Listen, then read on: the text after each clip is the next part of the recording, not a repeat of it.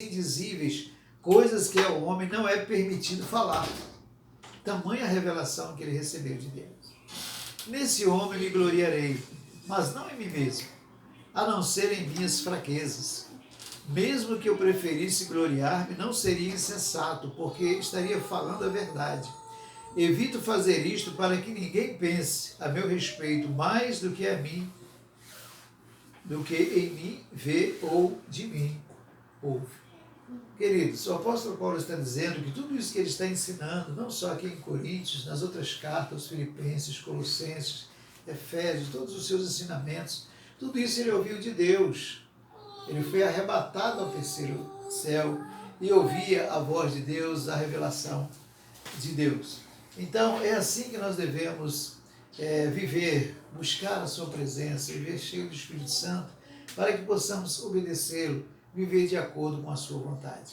Por ele ser um homem cheio do Espírito Santo, cheio da presença de Deus, ele pôde suportar as lutas, os sofrimentos dessa vida, ele pôde ajudar pessoas, estabelecer igrejas, e estabelecer pastores, enfrentar lutas, como essa listinha dos sofrimentos dele aqui, que não é brincadeira, não é? Porque ele era um homem que vivia buscando a Deus, cheio, transbordante do Espírito Santo.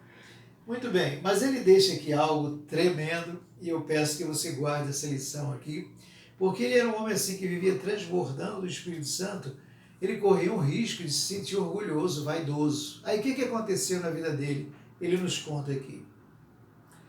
No capítulo 12 mesmo, de 7 ao 10. Ele diz assim: para impedir que eu me exaltasse por causa da grandeza dessas revelações, foi-me dado um espinho na carne, um mensageiro de Satanás. Veja, um mensageiro de Satanás para me atormentar. O apóstolo Paulo disse que, apesar dessa vida santa que ele vivia atormentado por um mensageiro de Satanás, era como um espinho furando ele. Como é que ele reagiu? O que ele fez? 3 vezes roguei ao Senhor que o tirasse de mim. Mas qual foi a resposta do Senhor para ele? Minha graça é suficiente para você, pois o meu poder se aperfeiçoa na fraqueza. Portanto, eu me gloriarei ainda mais alegremente em minhas fraquezas, para que o poder de Cristo repouse em mim.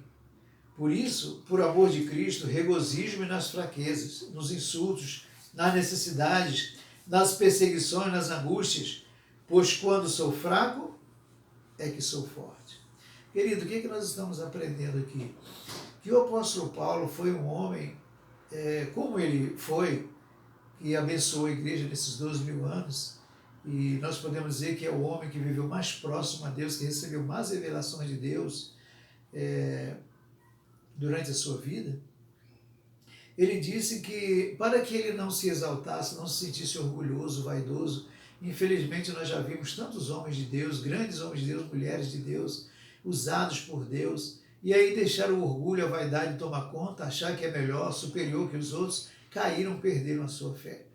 Sabe o que o apóstolo Paulo está dizendo? Olha, em mim não existe bem algum, não. Vocês acham que eu sou poderoso, que eu sei tudo, que eu entendo tudo? Não, não. Sabe por que eu venci? Porque Deus permitiu que Satanás colocasse um espinho na minha carne, ele vivia me atormentando. Em outra tradução, sabe o que diz? Satanás vive me esbofeteando. Esbofetear, irmão, não é um tapa assim, não. Isso aqui é um tapa, mas é assim, ó.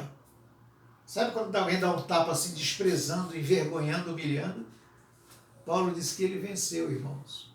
O seu ministério foi tão lindo. No final da sua vida ele disse: combati o bom combate, acabei a carreira e guardei a fé. Agora a coroa da justiça está preparada. Sabe por quê? Não é porque ele é o bom, o melhor, o maior de todos, o maioral da igreja, não. Mas é porque Deus queria usá-lo e deixou aquele espinho na sua carne, atormentando, dia e noite. E ele disse: tire-se de mim. E o Senhor disse o quê? Não. A minha graça te basta. Se Deus tivesse aquela dor, aquele problema, aquela situação, nós não sabemos exatamente o que foi, ele não desfrutaria da graça de Deus e não seria o homem que ele foi. Que o Senhor nos ajude a guardar essas lições tremendas, profundas da palavra de Deus para vivermos da mesma forma. Portanto, querido, o apóstolo Paulo termina no capítulo 13, está terminando aqui, do versículo 5, Ele diz que por causa de tudo isso que nós ouvimos e vamos ouvir ainda, e já ouvimos no passado, que nós devemos fazer prova da nossa fé, se estamos realmente seguindo a Cristo. Capítulo 13, de 5 a 10, diz assim: examinem-se para ver se vocês estão na fé, provem-se a si mesmos.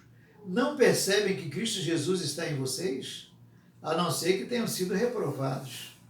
Espero que saibam que nós não somos reprovados. Agora oramos a Deus para que vocês não pratiquem mal algum. Não para que os outros vejam que temos sido aprovados, mas para que vocês façam o que é certo.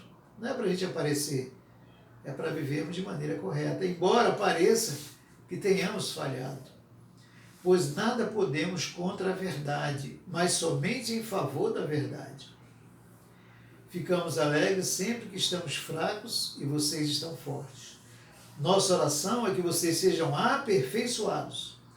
Por isso escrevo estas coisas estando ausente, para que quando eu for não precise ser rigoroso no uso da autoridade que o Senhor me deu para edificá-los e não para destruí-los. Queridos, o apóstolo Paulo nos aconselha a fazer um exame da nossa própria vida, se estamos realmente vivendo na fé, no reino de Deus, servindo a um Deus vivo, santo, todo-poderoso, e vivendo de uma maneira sempre procurando aperfeiçoar a nossa vida. Ninguém é perfeito, a perfeição só quando estivermos com o Senhor. Por isso temos que examinar diariamente a nossa vida, reconhecer nossos pecados, nossos erros e falhas, dobrar nossos joelhos, confessar ao Senhor, e o sangue de Jesus nos limpa, nos purifica, e o Espírito Santo continuará nos usando. Amém? E aí o apóstolo Paulo termina essa carta dizendo, no versículo 11 em diante: sem mais, irmãos, despeço-me de vocês. Procurem aperfeiçoar-se, exortem-se mutuamente, tenham um só pensamento, vivam em paz, e o Deus de amor e paz estará com vocês. Saúdem uns aos outros com um beijo santo. Todos os santos lhe enviam saudações. A graça do Senhor Jesus Cristo, o amor de Deus e a comunhão do Espírito Santo seja com todos vocês. O apóstolo Paulo termina assim a segunda carta aos Coríntios. Queridos, como disse no princípio, não dá para a gente estudar tudo da carta. Leia com calma e você vai aprender muito mais sobre a palavra de Deus. Será edificado, fortalecido na sua fé em Jesus. Amém? Olha, hoje à noite, não esqueça, 18 horas, culto presencial. Idosos e crianças ainda não. Leve a sua máscara e convide amigos, seus vizinhos, parentes. Leve para cultuar, para louvar a Deus, ouvir a palavra de Deus. Amém?